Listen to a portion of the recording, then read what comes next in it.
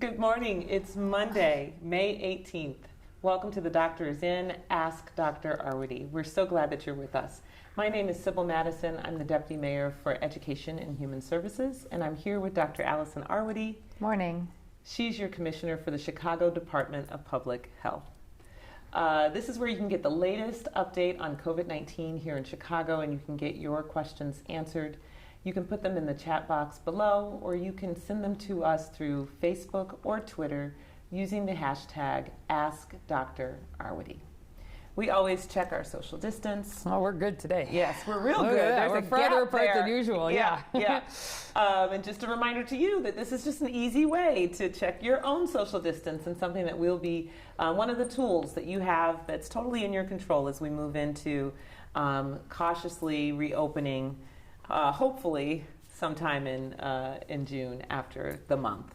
But in the meantime, and this weather, although a lot of people have flooded basements and we're dealing with that rain, the rain also, I think, supports us in staying inside, which is really important. We really want to bear down these last 2 weeks of this month and keep doing what we've been doing, which is staying home, so that we can kind of continue to flatten and start to bend that curve. Absolutely. So I'm going to turn over to you, Dr. Arwady, to tell us where things stand. Yeah, sounds good. So really every day this week we'll be providing some additional data updates. We've been getting questions in and suggestions from people with particular things you're interested in. Be talking about it publicly, updating the website. But as always, you can go to chicago.gov/coronavirus. Right up at the top, there's a latest data tab. So as of now, we're at 36,669 cases of COVID-19 and 1,658 deaths among Chicago residents. That was an increase of 560 cases and 31 deaths since the prior day, and it is among Illinois' 94,191 cases and 4,177 deaths. We are making very nice progress again on testing. Just this morning, we were actually out. There was a press conference out at Jorge Prieto, which is the second site that the city opened in conjunction with CORE. And if people don't remember, CORE is the organization that's led by Sean Penn. So he was actually out at the press conference with the mayor this morning, just highlighting some of this work that we're doing, especially to build up testing in some of our hardest hit communities in Chicago. So in the last week or two, especially a lot of focus in our Latino communities. So really nice to see the testing increase there. And so with some of that, we've tested now more than 135,000 individuals in Chicago. Remind you, we count people just once. So if one person has had multiple tests, we just count them once, because we really want to, track what we look like by individual here. And our average is now up to just about 3,500. So we're at 3,463 tested per day. Remind you, we're aiming for 4,500 by the end of the month, and feeling confident that we're going to get there. And our percent positivity remains right at about 21%. So we're at 21.1% today, again, with that 7-day average. I'll remind you that the state has set that sort of 20% goal overall, and we're making really nice progress there as well.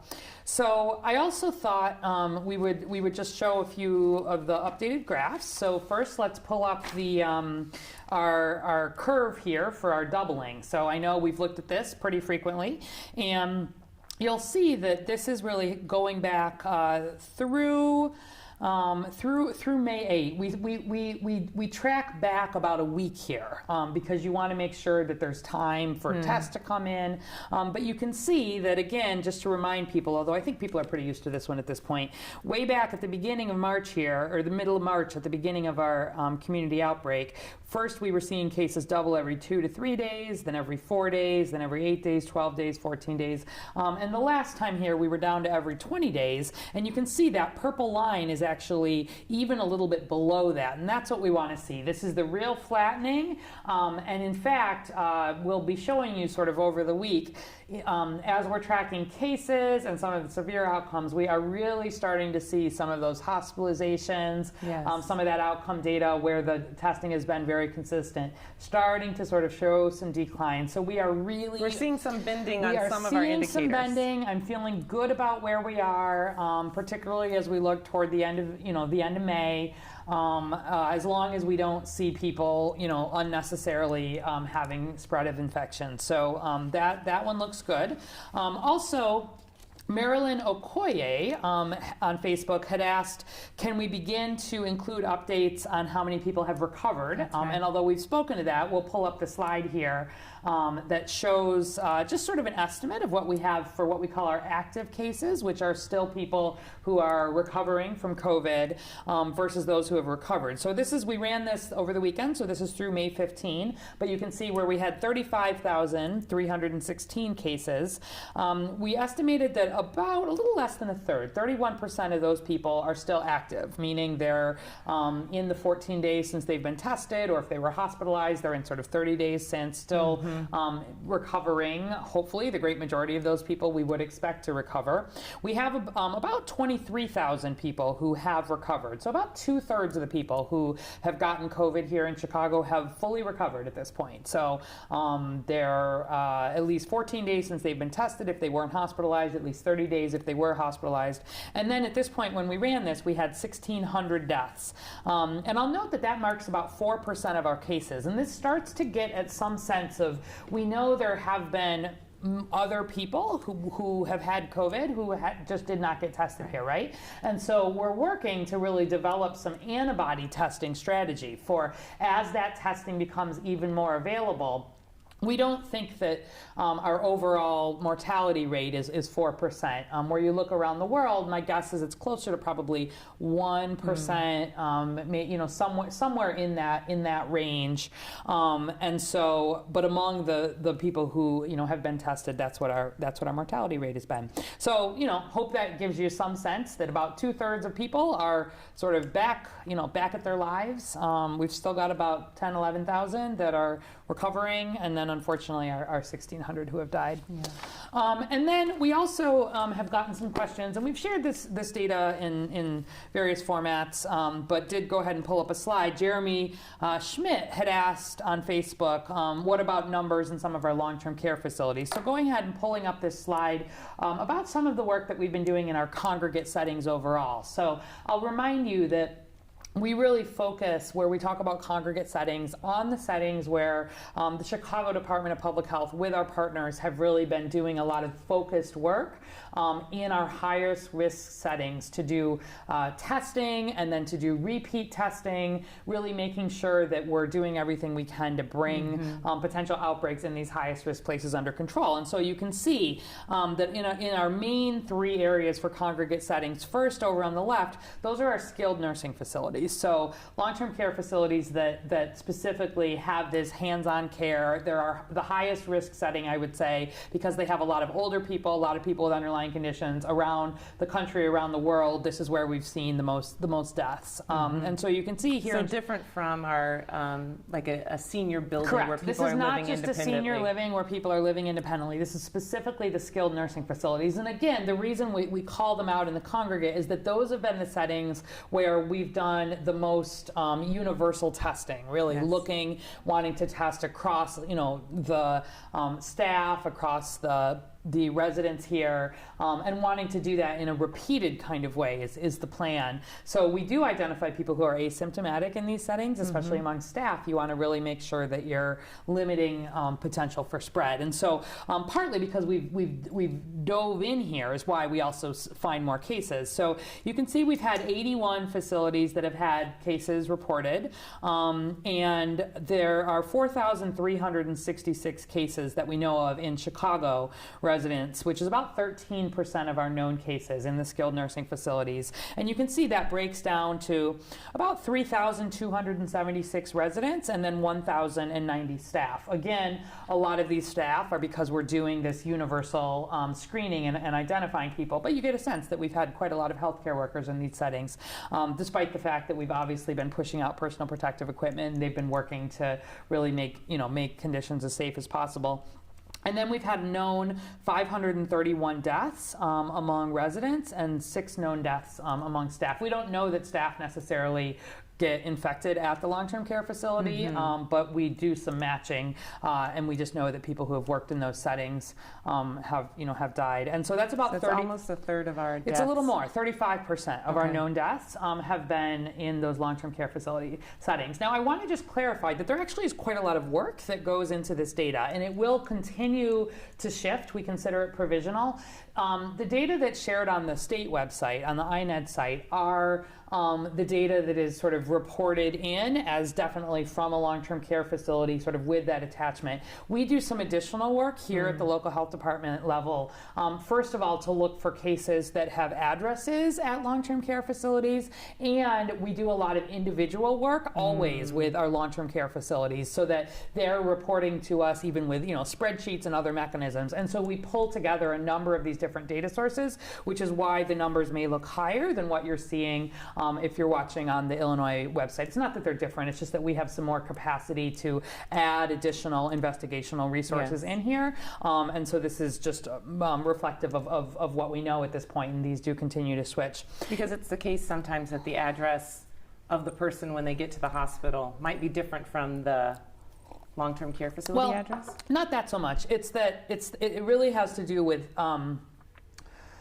so people live, this is their home address. Yes. They live at the skilled nursing facility, but there's ways that you can check off particular risk factors within the data. Like in the same way that people should be reporting race and ethnicity very universally, there's a field to report things like a long-term care facility or a jail. There's fields to report occupations, but very often those fields are not filled out. Got it. And so at the local level, we work to fill in those gaps as much as we're able to, but that's some of where those discrepancies can come, and it has a little bit to do just with the sheer number of cases that have come in, and so it takes quite a lot of work actually to go back and fill in those gaps, but we feel really strongly about not missing cases, so that's where we add additional data. Got it.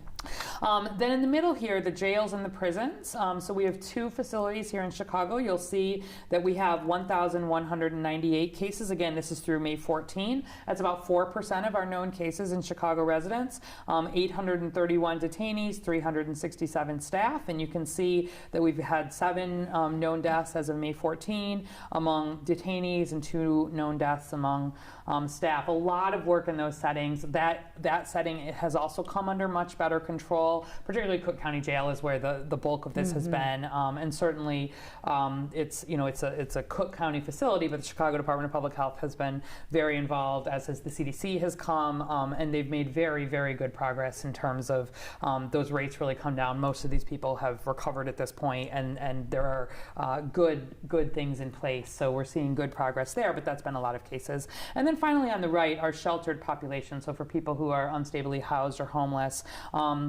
Again, this represents not just City of Chicago shelters, but shelters across the city where there have been known to be cases, and going in and really, again, some of this universal testing, really very aggressive approach that we've had here, have identified 626 cases. That's 2% of our known cases.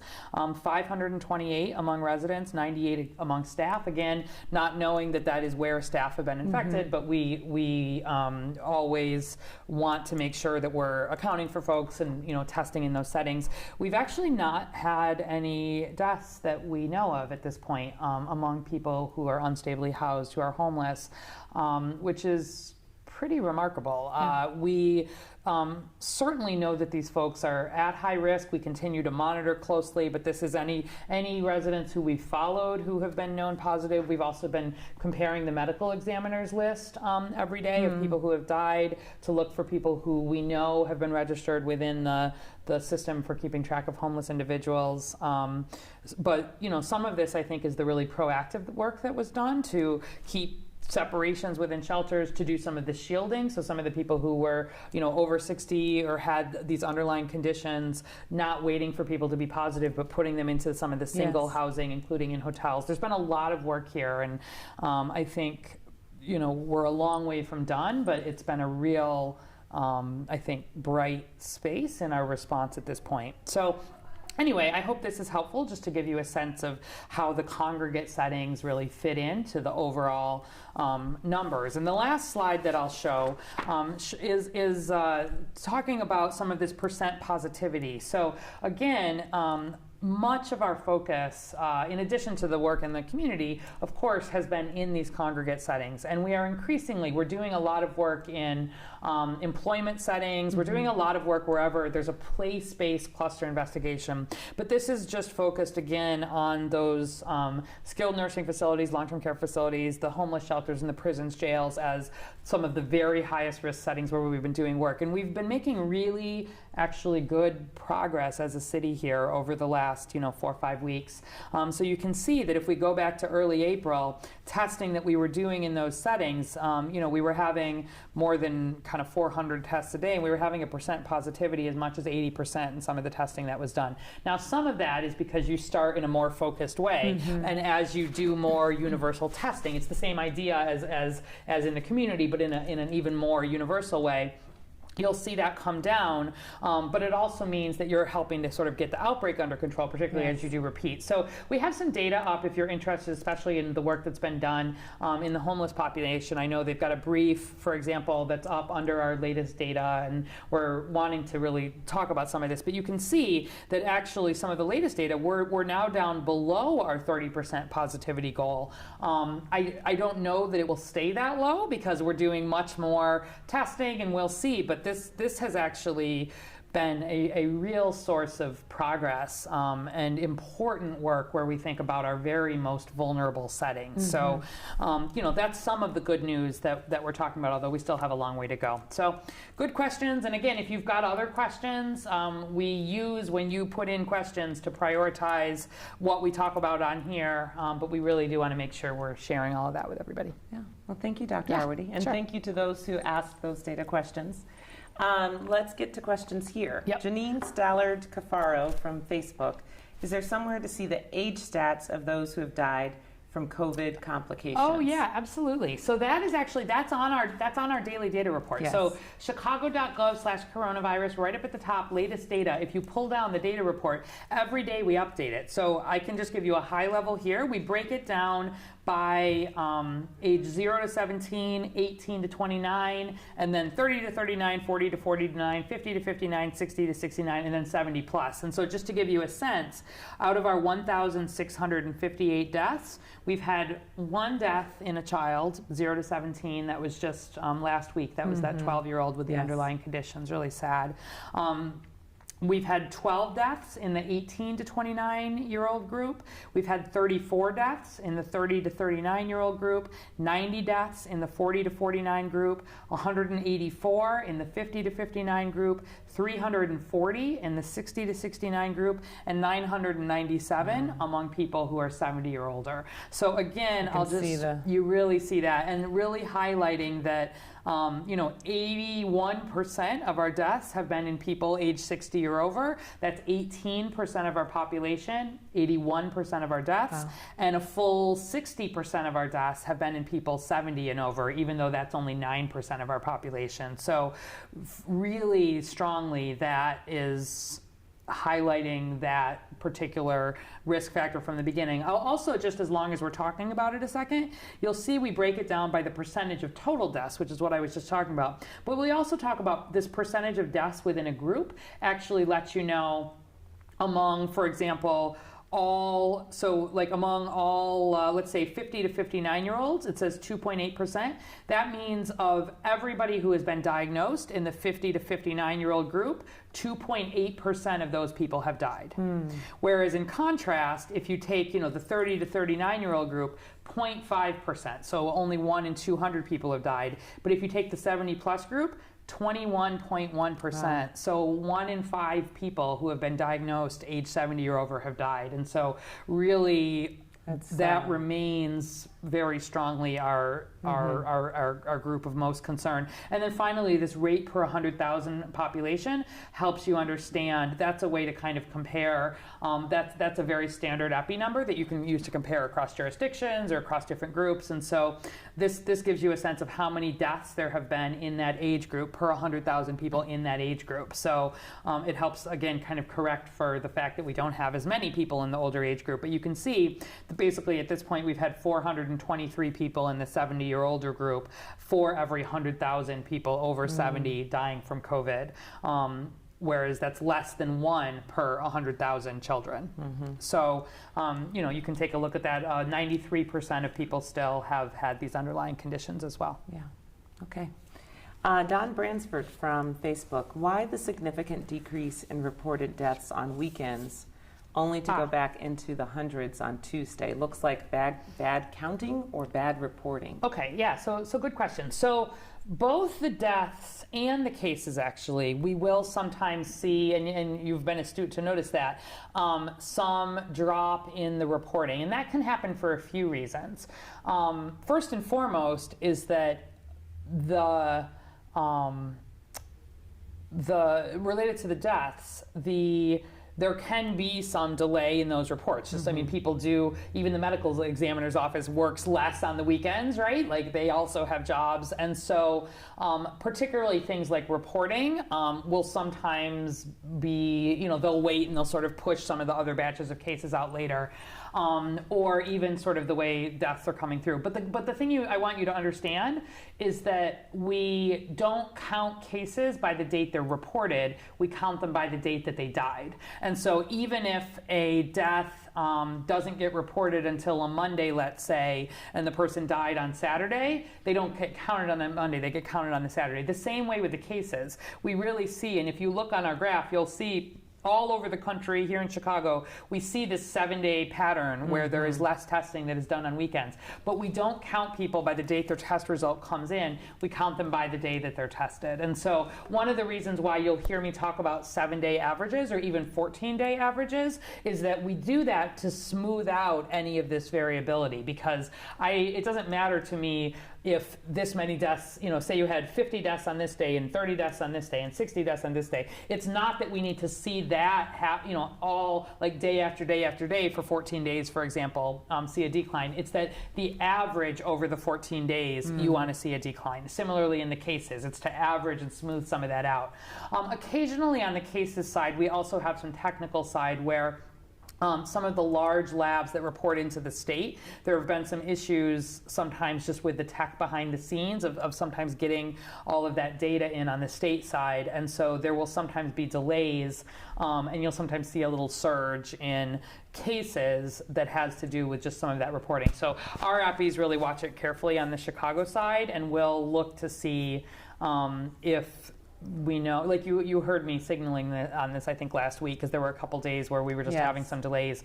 I'll let you know that if we know that there's an issue, so it's not a surprise. But we smooth all this out, and broadly speaking, we are definitely making progress, and we'll continue to share some of that data as we go through the week. Okay. So not bad counting. Not bad counting. Not bad counting. Kathy Ungaro from Facebook. If you bring packages in your home, can COVID jump off packages and become airborne? Say if the furnace kicks on and blows by it? Okay, good question. No. So not a concern. The worry related to anything on packaging or sort of anything comes into the house is not that it would sort of get re-aerosolized even if there was an air conditioner or furnace or anything like that. It really is that in the unlikely event that someone had recently sneezed or coughed or et cetera, kind of on that package. It's really if you touch it with your hands and then you touch your nose, your mouth, your eyes with those unwashed hands. So that's why we talk about when things come into the house, certainly go ahead and unpackage them and then just make sure you're washing your hands well. Yes. Not the major concern from the get-go, and not a concern for germs sort of jumping off really any of these surfaces. Where any of this concern is related to the air, it's the most of what comes out, right, are these droplets, and most of them are very heavy and they settle right away. There's concern for some of the very smallest droplets that can be in the air, sort of in this area right near where someone is,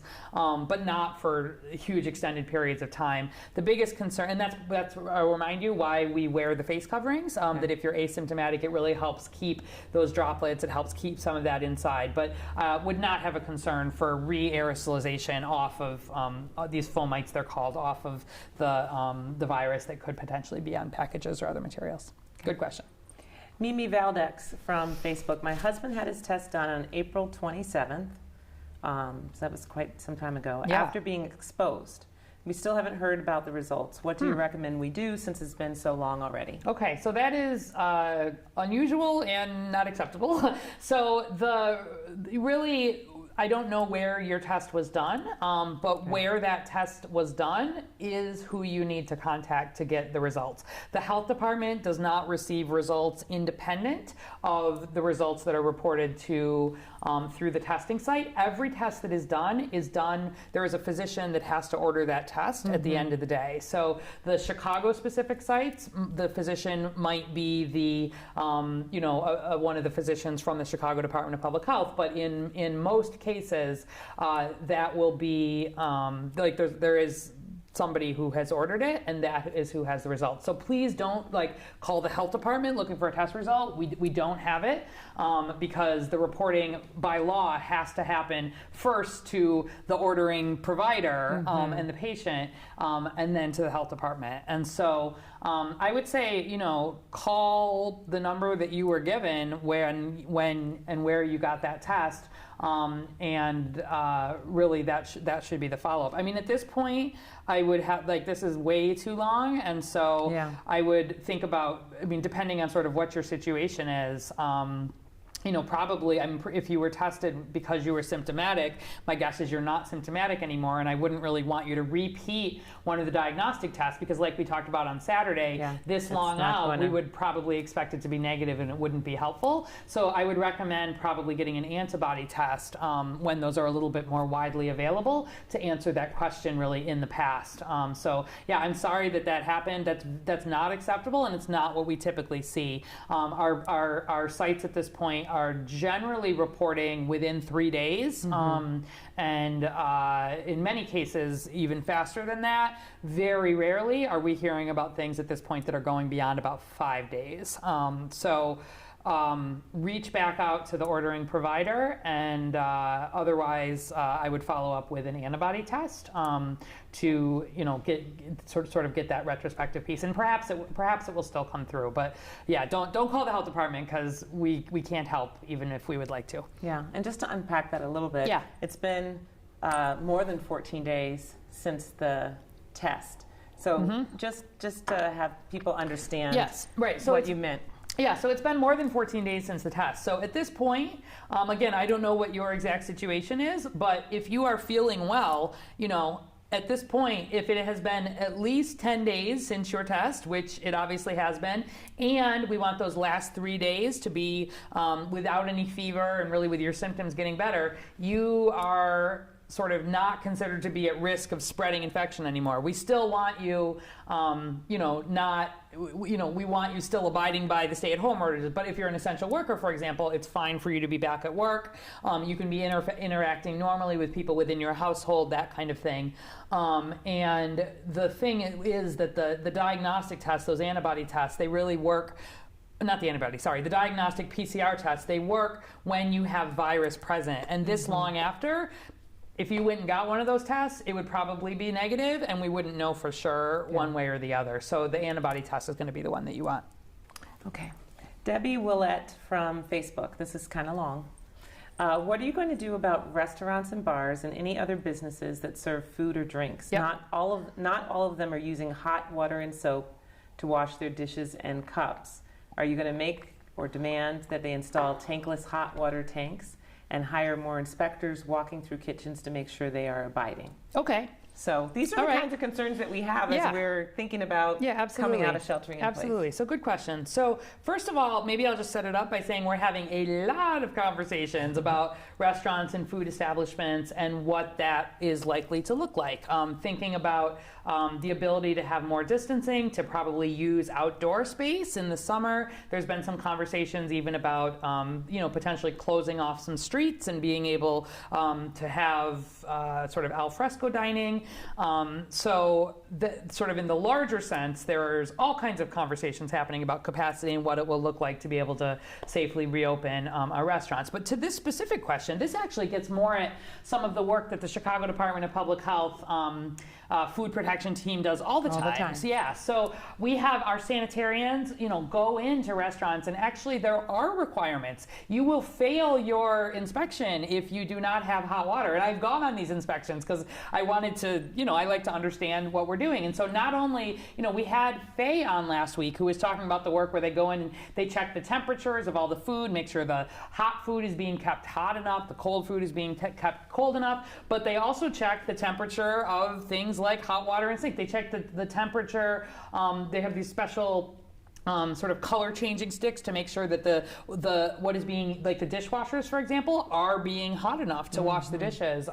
They check things like, do you have hand washing sinks? Do you have soap? Are they in the right place? So this is all in the food code, and this is work that the health department inspectors do every single day. And if an establishment does not have these things in place, depending on the level of the infraction, at a minimum, they get a ticket and have a certain amount of time to correct it. But for something like if a restaurant actually did not have hot water, that is considered an immediate closure. Like they have to be closed until they're able to get that fixed, because that is not a setting where you can actually make food safely. And that's pre-COVID. It was pre-COVID, yeah. And so if you're interested, on the Chicago Department of Public Health website, you can read more about what our food inspectors do, and you can actually read in great detail on the data portal. We post every single inspection that we do, so down to the detail. You can look up your favorite restaurant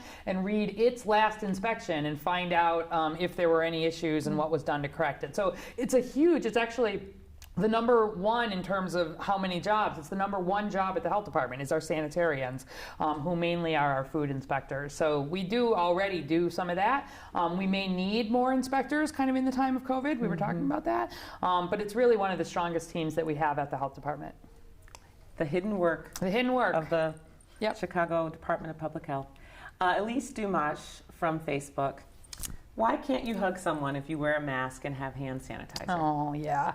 So if it's someone who lives within your household, you can hug them, right? But right now... Thank you, doctor. Yes. But right now, while we are in this shelter in place through the end of the month, the idea is that we have to be on the downward trend from COVID here.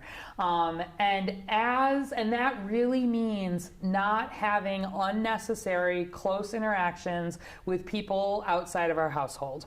As we move into stage 3, we will start to expand those bubbles. And so there will be more opportunities to think about who else are you close to? Who else outside of your own household? Outside of your immediate household. Who else is going to sort of be in your trusted bubble, if you will, that you're going to try to sort of protect each other, not have unnecessary still close interactions. For some of us, that'll be our coworkers. Right. It might be coworkers. It might be people. I mean, everybody's sort of have different support systems, but there will still be limitations in terms of numbers of gatherings, etc., to really just recognize that as we move ahead, there's going to be some increase in cases that actually comes with this. And so the reason we need to be on the downtrend is that so that some increase in cases can sort of be tolerated within overall improvement